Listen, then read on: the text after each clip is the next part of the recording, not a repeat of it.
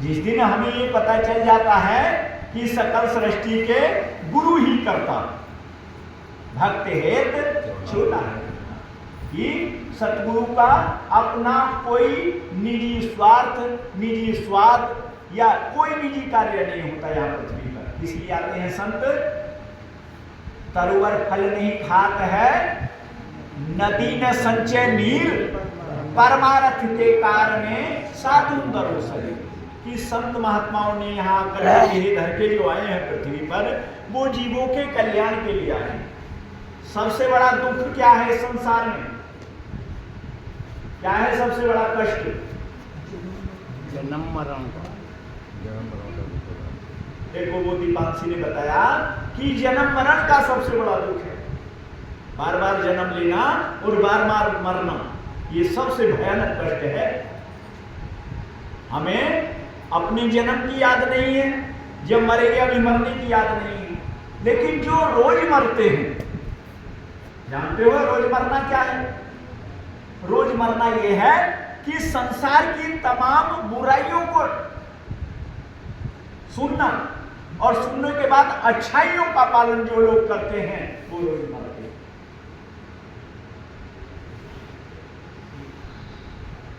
जो संसार के रोज बोल सुनते हैं, रोज अवगुण, संसार के जो अवगुणों से बचते हैं, जो कुसंग से बचते हैं। प्रश्न क्या? सुग्रीव और हनुमान जी राम लक्ष्मण किसकिंधा पर्वत पर थे, तो बोले हे प्रभु, दुष्ट मनुष्यों के वचन किस प्रकार से सहते हैं आप? क्या कहा राम ने कि हे भैया, जिस तरह से पर्वत बारिश की बूंदों की चोट सहते हैं, ठीक उसी प्रकार से सज्जन मनुष्य दुष्ट मनुष्यों के वचनों को सहते हैं। तो रोज मरने का मतलब है कि दुष्ट मनुष्यों के वचन भी सहना और तुम्हें शुभ कर्म भी करना, साधना भी करना। फिर भी करना है ये शुभ कर्म करो, बुरे कर्म का करना ठीक नहीं। हरना है तो निज दोष हरो, औरों के दोष देखना ठीक नहीं। जब हम इस जगह पर आकर के खड़े हो जाएंगे, फिर हमें मरण जीवन का पता चल जाएगा। अरविंद, जब मौत आएगी तो क्या करोगे? जब आग लगती है, कहते नहीं, अगर किसी वजह से आग लग गई क्या करोगे? बोले पानी लाएंगे, बुझाएंगे। और कोई परेशानी, बुखार आ गया, क्या करोगे? पैरासीटामोल खाएंगे, गिलोय पिएंगे, ये कहेंगे क्या? और कोई तो अगर मौत आएगी क्या करेंगे? नाम जप करेंगे। देखो वो बता रहे हैं कि सुमरन से सुख होत है, सुमरन से दुख जाए, कहें कबीर सुमरन किए साईं माय समाए। कि यदि जैसे मृत्यु आ गई और हम नाम का सुमरन कर रहे हैं, या तो मृत्यु टल जाएगी और नहीं तो मृत्यु का क्या होगा? मधुर बेला में उमड़ जाएगी। मतलब ऐसी सुंदर मृत्यु होगी कि हमें पता भी नहीं चलेगा और शरीर छूट करके परमात्मा में लय हो जाएगा। इसलिए जीव गुरु की शरणागत गया। ये नहीं कि बहुत महल चौबारे मिल जाएंगे, एक दुकान की 4 दुकान हो जाएंगी, एक नौकरी की 10 नौकरी हो जाएंगी और तमाम जमीन कारोबार रोजगार बढ़ जाएंगे।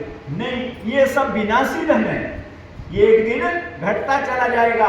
और ये अविनाशी धन है, ये कैसे बढ़ता है? दिन दिन बढ़ता स्वाभाविक, ये बूंद बूंद भरता है। बूंद बूंद भरते भरते जैसे घट भर जाता है, कलश भर जाता है अमृत का बूंद बूंद से, ठीक इसी प्रकार आप अपने आप में भरते चले जाएंगे। तमाम शरीर के अवगुण, रोग, विकार, कष्ट, परेशानी दूर होती चली जाएंगी और सद्गुण रूपी नाम सुमरन रूपी बूंदे जब पड़नी शुरू हो जाएंगी। मेरा गंदा पिंड था सतगुरु करी सुगंध।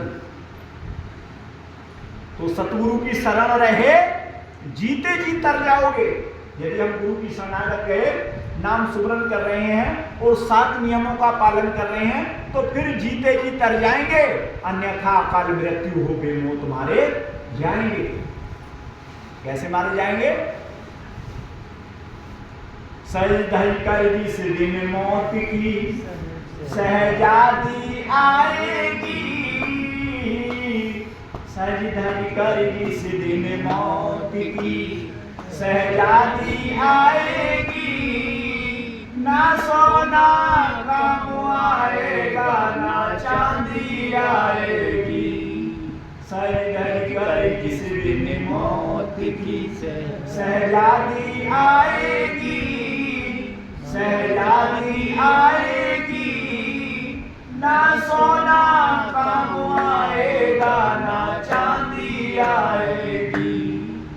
वाणी में आया है कि सज धज कर जिस दिन मौत की सहजादी आएगी, ना सोना काम आएगा, ना चांदी आएगी। झूठ साच से कमाई कितनी भी दौलत यहीं रह जाएगी, और मौत जब प्राण वायु निकाल लेती है तो पता नहीं किस द्वार से लेकर के चली जाए।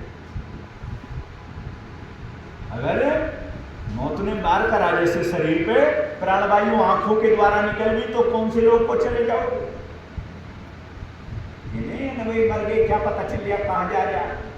इस बॉडी पे सारे पते निशान छोड़ जाता है, मरने वाला गिर जाता है। प्राणवायु जब आंखों के रास्ते निकल जाती है तो कौन से लोग को चला जाता है? प्राणवायु यदि नाक से निकल गई तो किस लोग को चला जाता है? बहुत से मरने वालों का मुंह खुला रह जाता है, वो किस लोग को चले जाते हैं? कुछ कानों के रास्ते निकल जाते हैं, कोई लैट्रिन और पेशाब के द्वार से निकल जाते हैं।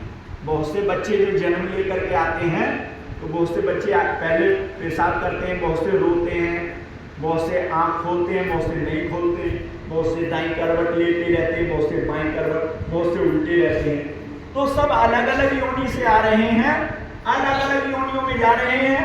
ये सब कर्म गति का खेल है, और ये बात उस देश की है जहां जलता दीपक बिन बाती बिन तेल। तो सावधान सचेत होना होगा।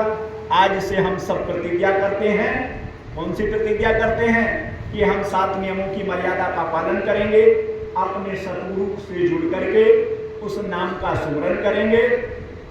जो नाम का सुमरन करने लगते हैं वो तमाम बुराइयों से, अवगुणों से, गंदे विचारों से, समस्याओं से, परेशानियों से, बीमारियों से, कष्टों से दूर होने लगते हैं। यही धर्म का प्रचार है, यही सत्संग है, यही ज्ञान है, या यही विवेक है। अवगुणों से रहित होकर के गुरु की शरणागत जाना, उस नाम का सुमरन करना। और यदि हम सोचें कि भाई 1 2 2 4 अवगुण भी करते रहें, नाम सुमरन भी करते रहें, नहीं हो पाएगा। अगर यदि कोई कह रहा है कि भाई अवगुण भी कर ले और नाम सुमरन भी, हो ही नहीं सकता।